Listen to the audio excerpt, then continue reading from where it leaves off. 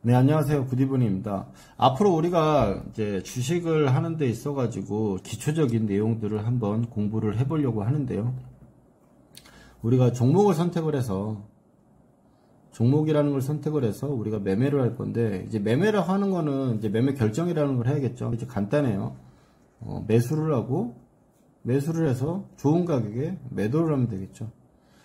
싼 가격에 사가지고 비싼 가격에서 팔면 돼요. 이제, 싼 가격은 어디고 비싼 가격은 어디냐라고 우리가 판단을 해야겠죠. 이 싼 가격이냐 비싼 가격이냐 판단을 했을 때 우리가 가장 먼저 생각해야 되는 게 이제 어느 정도 주가가 이제 움직이다가 어느 정도 선에 오면은 주가가 더 이상 밀리지 않고 지지하는 더 이상 밀리지 않는 모습이 나와요. 이 부분들이 나오는 자리를 이제 지지선이라고 이야기를 하고요. 주가가 지지선에 닿고 나서 반등한 주가가 어느 정도 올라오게 되면 뭐 직전 고점이라든지 어떤 저항선이나 부분들이 왔을 때 더 이상 올라가지 못하는 그런 부분들이 나오게 되겠죠. 올라가지 못하고 계속 뭔가에 막혀 있는 그런 저항을 받고 있는 그런 구간을 우리는 저항이라고 이야기합니다. 보통 그래서 우리가 매매를 할 때는 지지선에서 매수를 해서 저항선에서 팔면 이게 베스트가 되겠죠. 이 베스트가 되는 지지와 저항선이라는 부분들을 봤을 때 크게는 이제 이렇게 간단하게 봤을 때 예를 들어서 삼성전자가 이제 5만원에서 오기만 하면은 주가가 더 이상 빠지지 않고 반등을 하더라.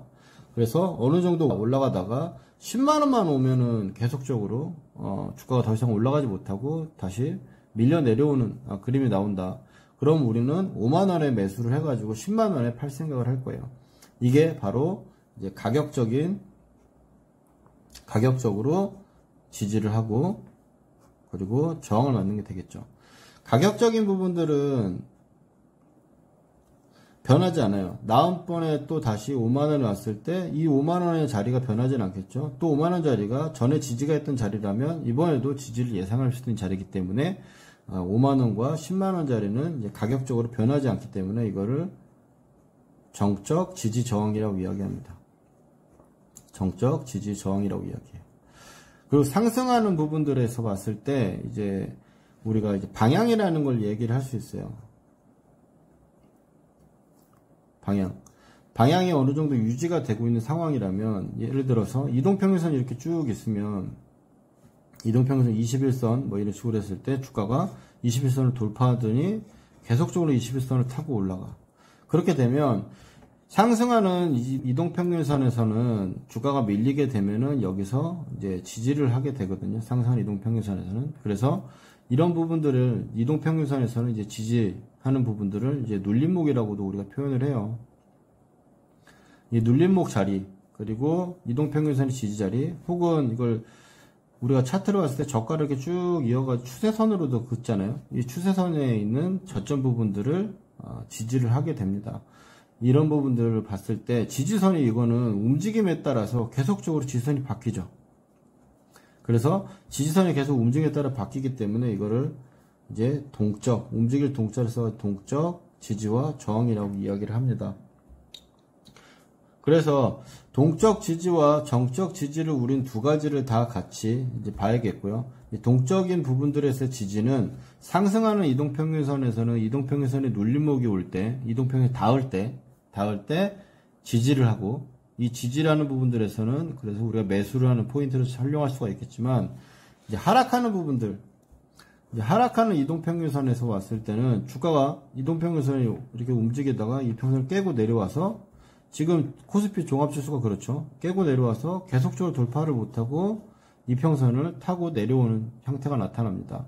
하락하는 이동평균선에서는 이동평균선에서 저항을 맞기 때문에 주가가 계속적으로 이평선을 돌파하지 못하고 계속 밀리는 그림들이 나타나게 되겠고요.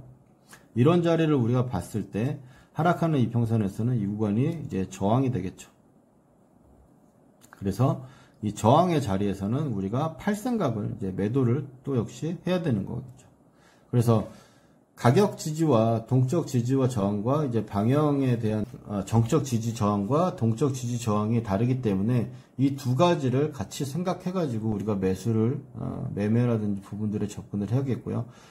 여기서 정적인 지지가 나오는 자리인데 동적으로도 영역에 와 있다면 우리가 매수를 할 수 있는 포인트가 확률적으로 더 높아지겠죠. 그러니까 매수해가지고 수익이 날 확률이 더 높다는 이야기겠죠. 그런 식으로 판단을 하면 될 것 같고요. 그렇게 봐주시면 될 것 같고, 이제 이동평균선을 우리가 매매를 할 때 이거 같은 경우는 이제 위에 다시 한번 보면은 지지하는 선에서 매수를 해가지고 저항에서 매도를 했어요. 그럼 이런 방향성에 나오는 이 추세선에서 봤을 때는 어떻게 될까요? 색깔을 좀 달려서 얘기를 하면 지지선의 눌림목이라든지 뭐 돌파하는 부분들에서 매수를 감행할 수 있겠죠. 돌파를 감행했다가 지지가 이탈하지 않는 한 우리는 지지를 이탈하지 않는 한 이제 홀딩이라는 걸 하겠죠. 홀딩을 하다가 결국에 깨지게 되면 추세 같은 경우 동적 지지 저항에서 매매에서는 깨지게 되는 경우 이 깨지는 부분에서 이제 우리는 매도를 해야 될 거예요. 이 매도를 한다는 게 동적인 부분에서는 지지 실패, 지지를 실패하는 부분에서 우리는 매도를 해야 될 거고, 하락하는 부분에서 우리가 봤을 때 는 계속적으로 하락을 하잖아요. 하락을 하다가 여기서 올려 쳐가지고 이평선을 뚫고 올라와서 견조한 흐름들을 보인다. 그러면 여기서는 내가 주식을 본다면 매수를 감행할 수 있겠지만 이 매수의 포인트는 여기서 약간 아직은 안 나온 부분이라서 제외하겠고요. 그 다음에 우리가 이제 선물이라든지 혹은 인버스 같이 말하면 옵션이라든지 하락에 대해서 적극적인 자산 증식을 위해서 이제 배팅을 하는 파생이나 이런 부분을 공략을 했을 경우에는 이탈이 나오는 구간 혹은 저항을 맞는 구간에서 매도라는 부분들을 취하겠죠. 공매도라든지 이런 부분을 취했다가 계속적으로 올라오는데 계속적으로 저항을 맞고 빠지니까 홀딩을 하다가 올라오게 되면 여기서는 이제 저항이 실패되는 거죠.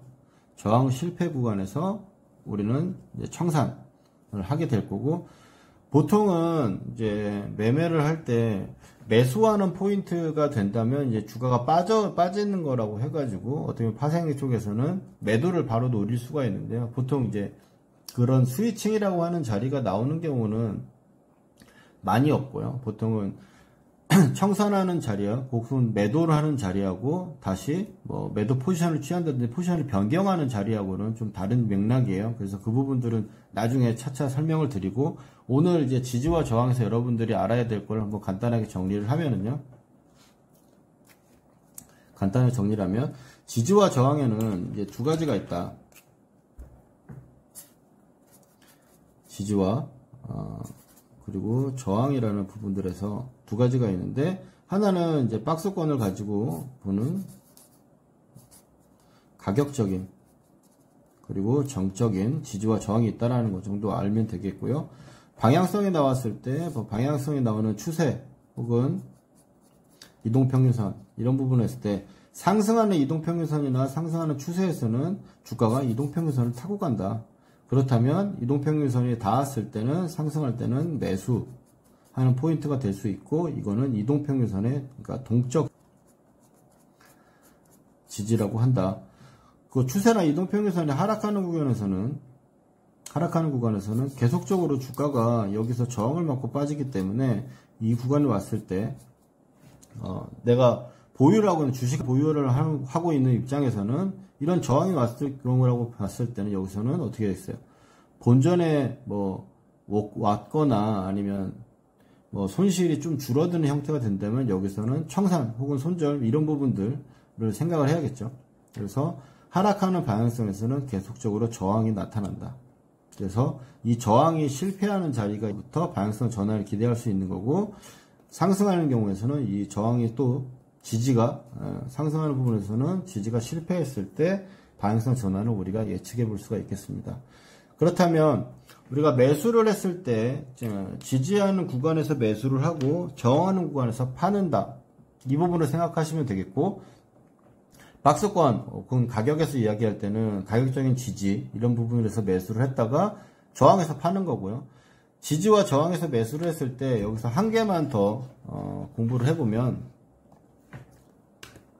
지지와 저항이라고 하는 부분들이 왔을 때 보통은 우리가 방향성이라는 걸 이야기를 할 때 추세라는 게 나오기를 바라죠. 매수를 했을 때 이게 매수를 해서 계속적으로 올라가는 방향성이 나오길 바랍니다.